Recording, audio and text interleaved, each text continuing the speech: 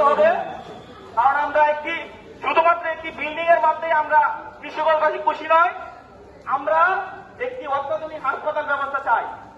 কিশোরগঞ্জ শহরে 5 আগস্টের পরে ফ্যাসিস্ট আওয়ামী লীগের কিছু ব্যক্তির সাথে সে লেজু করে টাওয়ারের টেন্ডার বাগিয়ে দিয়েছে এই দুর্নীতিবাজ হেলিস। আমরা গণতান্ত্রিক বাংলাদেশ ছাত্র সংসদের পক্ষ থেকে 24 ঘন্টার আলটিমেটাম দিলাম। 24 ঘন্টার ভিতরে তাকে অপসারণ না করা হলে আমরা অবস্থান কর্মসূচি ঘোষণা করব।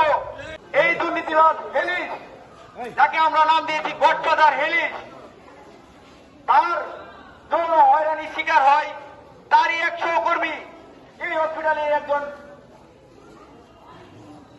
আউটসোর্সিং এর কর্মী। তাকে টেনে না হবে, আপনি বুঝতেও পারবেন না কিভাবে বেজ্জতি হয়ে, আপনি বুঝতেও পারবেন না আপনি কিভাবে লাঞ্ছিত বেজ্জতি হয়ে এখান থেকে গিয়েছেন। সময় আছে, আপনি নিজের ইচ্ছায় পদত্যাগ করেন। এই হেলিস রঞ্জনকে আইনের আওতায় না আনা হয়, আমরা কঠোর থেকে কঠোর কর্মসূচির ঘোষণা করব। আপনি কিভাবে এটা বলতে পারলেন? উনি মন থেকে বলেননি।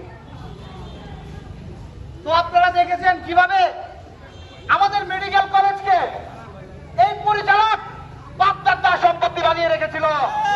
করে রাখার জন্য যা যা করা দরকার তা সবকিছুই তারা করেছে।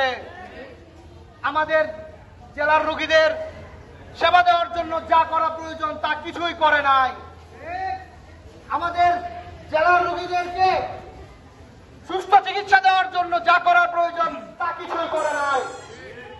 আমাদের মেডিকেলের রোগীদেরকে নিয়ে যাওয়ার জন্য একটি স্ট্রেচার নাই, সেই জায়গায় হেলিস রঞ্জন রেল মন্ত্রণালয়ে রেলের বগি বাড়ানোর জন্য অ্যাপ্লিকেশন করে। আমরা বলতে চাই, আপনি মেডিকেলে বসে থেকে রেলের বগির জন্য আপনার ঢাকা যাতায়াতে অসুবিধা হয়, তাই রেলের বগির জন্য সরকারের কাছে আবেদন জানান। গণতান্ত্রিক ছাত্র সংসদ দ্বারা আয়োজিত মানববন্ধন কর্মসূচিকে সংহতি জানিয়ে জাতীয় নাগরিক পার্টির তরফ থেকে আপনাদের সামনে কিছু কথা বলতে চাই।